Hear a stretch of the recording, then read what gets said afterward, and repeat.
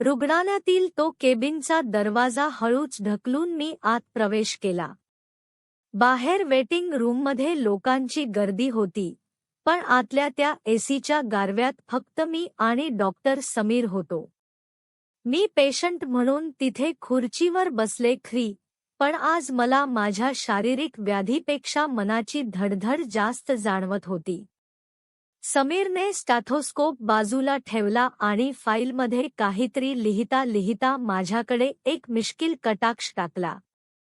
तर आज काय त्रास होतोय मॅडम तुम्हाला, त्याने अत्यंत प्रोफेशनल आवाजात विचारलं, पण त्याच्या डोळ्यांतली चमक मला बरंच काही सांगून जात होती.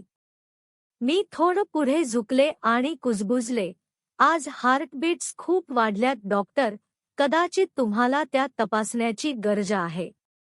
समीर हसले आणि त्यांनी खुर्ची माझ्या जवळ घेतली.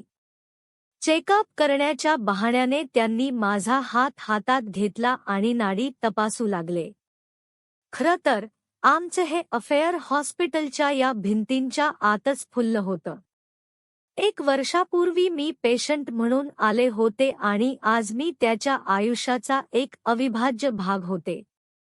तुमचा रक्तदाब थोडा वाढलेला दिसतोय, काही टेन्शन आहे का, त्याने विचारलं. मी हळूच उत्तर दिलं, टेन्शन नाही, पण तुम्ही आज रात्री डिनरला येणार आहात की नाही याची धाकधूक आहे. त्याने आजूबाजूला पाहिलं, नर्स बाहेर गेल्याची खात्री केली आणि माझा हात थोडा जोरात दाबला. पेशंटने डॉक्टरांना इतकं वेड लावायचं नसतं, समजलं. मी वेळेवर पोहोचेन, तो हळू आवाजात म्हणाला.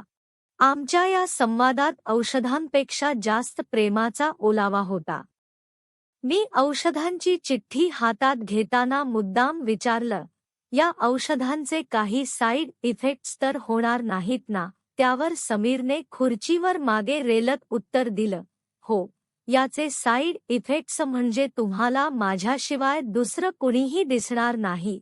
आम्ही दोघेही मंद हसलो. बाहेरून कुणीतरी दरवाजा ठोठावला आणि आम्ही पुन्हा डॉक्टर आणि पेशंटच्या भूमिकेत शिरलो.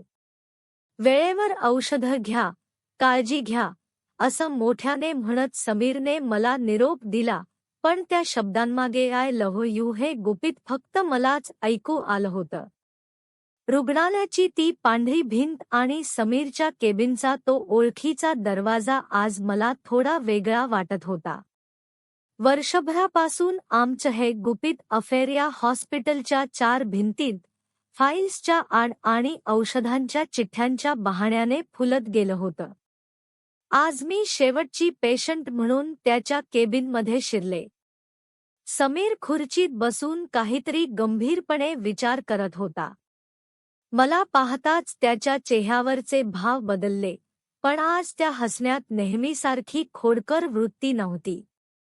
समीर, आज शेवटचं चेकअप आहे ना, मी त्याच्या समोर बसत हळू आवाजात विचारलं. त्याने स्टेथोस्कोप बाजूला ठेवला आणि माझा हात आपल्या हातात घेतला.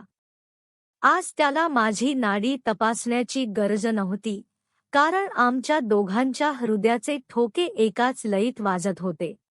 त्याने एक दीर्घ श्वास घेतला आणि म्हणाला, हो, आज पेशंट म्हणून तुझा हा शेवटचा दिवस आहे. पण माझ्या आयुष्यात तुझी एंट्री आता कायमची होणार आहे. आमच्या या नात्याबद्दल कोणालाच कल्पना नव्हती.